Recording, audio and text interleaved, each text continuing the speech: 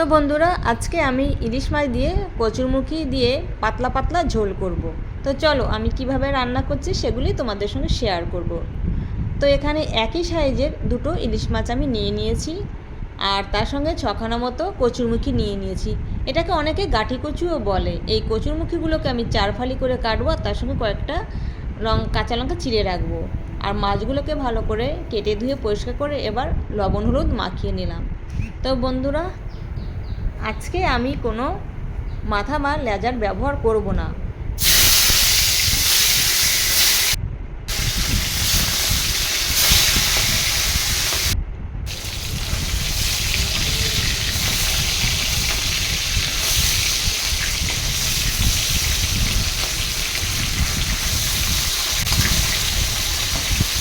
তো মাছগুলোকে আমি এক এক করে ভেজে নিয়েছি।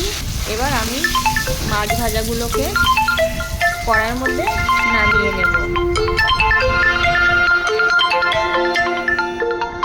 ওই তেলের মধ্যে আমি জিরে ফোড়নে দেবো, আর কয়েকটা লঙ্কা চিড়ে রেখেছিলাম কচুরমুখির সঙ্গে। এবার কচুরমুখিটাকে ভালো করে কষিয়ে নেব।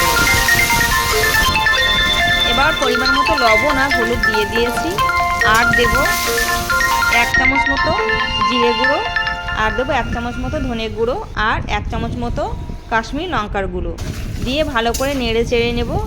এবার আমি একটা তেজপাতা ধুয়ে রেখেছিলাম, সেটাকে ফাটিয়ে এর মধ্যে দিয়ে দিলাম। এবার দেব পরিমাণ মতো জল। তো বন্ধুরা, এবার এটাকে আমি 15 মিনিট চাপা দিয়ে দেবো ঢিমি আছে।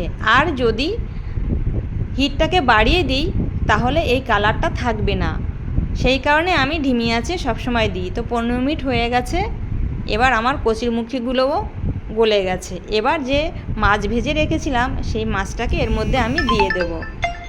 এবার আবার 5 মিনিট আমি মাছ দেওয়ার পরে চাপা দিয়ে দেবো, যাতে মাছের ফ্লেভারটা ঝোলের মধ্যে ঢোকে। তো বন্ধুরা, 5 মিনিট হয়ে গেছে। আমার কচুরমুখী দিয়ে পাতলা পাতলা ইলিশ মাছের ঝোল হয়ে গেছে। তো এবার আমি কড়াইয়ের মধ্যে নামিয়ে নেব।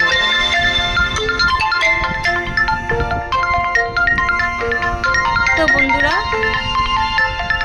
এই হচ্ছে আজকে আমার কচুরমুখী ইলিশ মাছ দিয়ে পাতলা পাতলা ঝোল করেছি। তো দুপুর হয়ে গেছে, সবাই অপেক্ষা করছে।